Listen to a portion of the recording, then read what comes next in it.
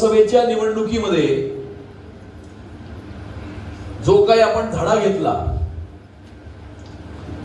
त्या धड्यापासून शिकून आपल्याला येणाऱ्या काळामध्ये विधानसभेच्या निवडणुकीला तोंड द्यायचं.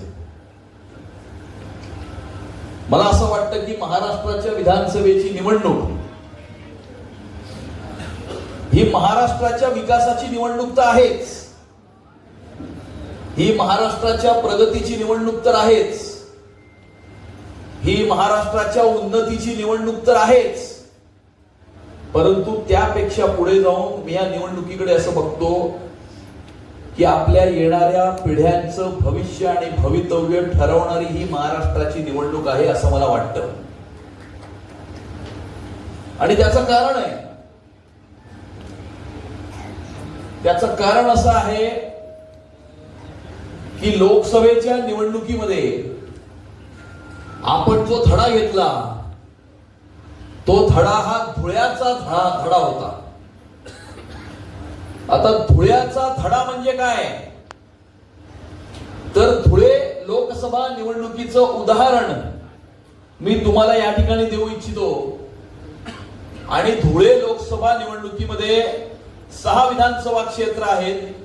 त्यामधल्या 5 विधानसभा क्षेत्रांनी आपले त्या ठिकाणचे उमेदवार सुभाष भामरेजी, माजी राज्यमंत्री केंद्र सरकार, यांना 1,88,000 मतांची आघाडी दिली.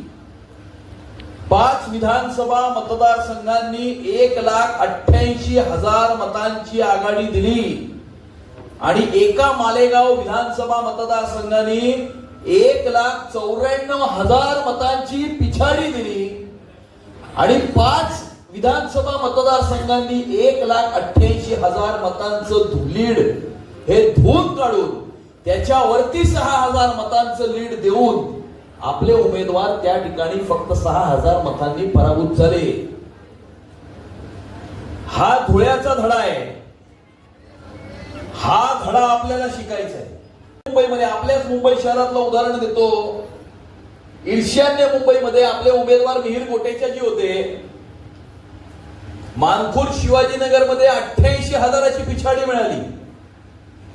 एका विधानसभा मतदारसंघाने 88,000 मतांची पिछाडी दिली आणि आपले उमेदवार 29,000 मतांनी त्या ठिकाणी पराभूत झाले. आणि त्यामुळे मला असं वाटतं की हे जे मतांचं कन्सॉलिडेशन आहे, आपल्या विरोधी मतांचं जे कन्सॉलिडेशन आहे, की ज्यांना मोदीजींना हरवायचं होतं, ज्यांना मोदीजींना रोखायचं होतं, त्यांनी सर्वांनी 100% हे मोदीजींच्या विरोधात मतदान केलं. परंतु मोदीजींबरोबर असणाऱ्यांनी 100% मोदीजींच्या बाजूने मतदान केलं का?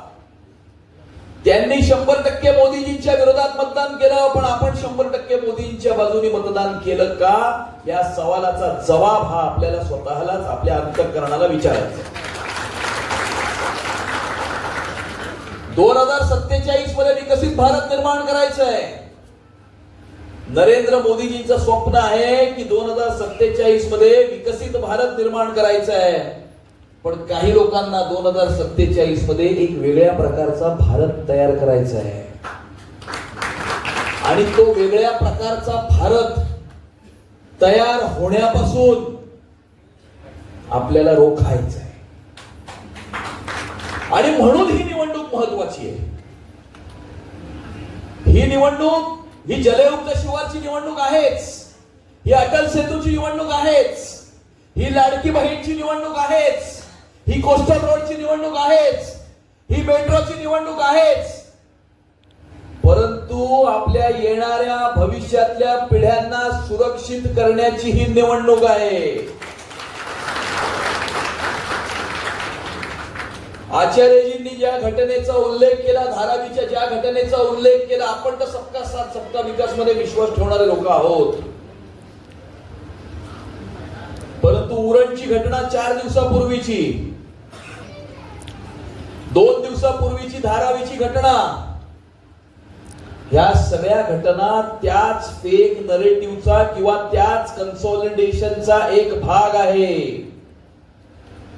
आणि त्यामुळे मुंबई आणि महाराष्ट्रासह हिंदुस्थानच्या भोवती घोंगावणाऱ्या हिरव्या वादळाचा पराभव करण्याची क्षमता जर कुणात असेल तर ती फक्त आणि फक्त भारतीय जनता पार्टीच्या कार्यकर्त्यामध्ये आहे.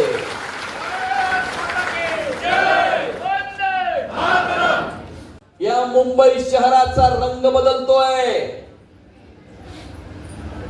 ये बदलती मुंबई को हमको रोकना है.